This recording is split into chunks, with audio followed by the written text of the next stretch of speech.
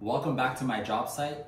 I have finished all the preparation for this 5-day in-home kitchen cabinet refinishing project. I am about to take my lunch and go to Home Depot, but first I want to make this video to talk about bin shellac and the Renner 643 catalyzed with the 4.4 hardener. I refinish kitchen cabinets every single week. I've done hundreds of kitchen cabinet painting projects using bin and using Renner 643. So I'm gonna tell you how it is. I'm gonna tell you the truth. If you're dealing with oak, like oak cabinet doors, there's a lot of oil contamination, right? So you definitely want to understand that having bin on site for bleeding is definitely very important. The Renner 643 is a great primer for tannin bleeding. It's a great primer for tannin bleeding, and it definitely does compare to bin shellac. Renner 643 is very flexible, right? So as the wood moves and expands over time, the Renner 643 and the properties are going to expand with the door, because bin is such a great primer that it gets very hard and it could crack. But I haven't had any callbacks using bin, and I haven't had any callbacks using Renner 643. So I'm gonna tell you how it is from the kitchen cabinets and the projects that I have done. The Renner 643 is water-based. The bin is shellac. But if you have good ventilation on your project, you can use both. What would I recommend? I would personally recommend using Renner 643, which is what I use right now on kitchen cabinet painting projects, because I can offer the 4.4 hardener to customers. I can catalyze it so I can make it very durable. And I catalyze it at 400 mils per gallon, right, with the 643. Not only that, but the 643 primer, when you spray it and you come back the next day to shoot the top coat, it's gonna feel just as smooth as bin. I find that it's as smooth as bin. That's from my experience sanding Renner 643 every single week. It's very easy to sand. So you're not gonna spend that much time sanding. So if you're using bin right now, the 643 is a great alternative, and you'll be able to catalyze the top coat as well with the 4.4 hardener. Some things to keep in mind using bin shellac is that you want to make sure that safety comes first, and you want to understand that changing your filters twice every project is very important, because by the time you smell the bin, it's already too late. It's already in your body. So with Renner 643, I have that peace of mind that it's much more healthier for the customer and for myself. What else is important to keep in mind? Yes, how to clean bin shellac in your sprayer.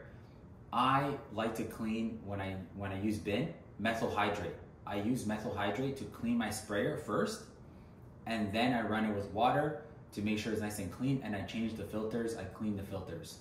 Here's the great news about Renner 643 is that I just use water. I don't have to buy methyl hydrate. I just have to make sure that I clean the Renner 643 within the couple hour pot life, so it doesn't freeze on me. Because with the hardener at 400 mils per gallon, you get a couple hours. I would say 2 to 3 hours before it starts to get really hard, and you gotta clean your sprayer. So refinishing kitchen cabinets and coming across oil contamination, tannin bleeding, it's a great all-around primer. Another primer by Renner that's really great is the 648. The 648 primer is a very great primer that you can also catalyze as well. And you can also shoot 643 by itself. It's a 2K, right? You can shoot it by itself, or you can catalyze it. Sometimes I'll catalyze the first coat and then I won't catalyze the second coat, or I'll catalyze both coats. But it's preference, it's totally up to you. But another thing I want to also add is spraying in Viralac. I have sprayed in Viralac and I have sprayed other coatings, and you have to babysit those types of coatings, right? Whereas Renner, you don't have to babysit it. It's very easy to mix, right? You cannot get it wrong. Don't be afraid to use Renner 643 on your next kitchen cabinet refinishing project. It really does work. You are going to love the benefits of it. I also want to add this tip that I got from my friend Mike from Cambridge. Thank you, Mike.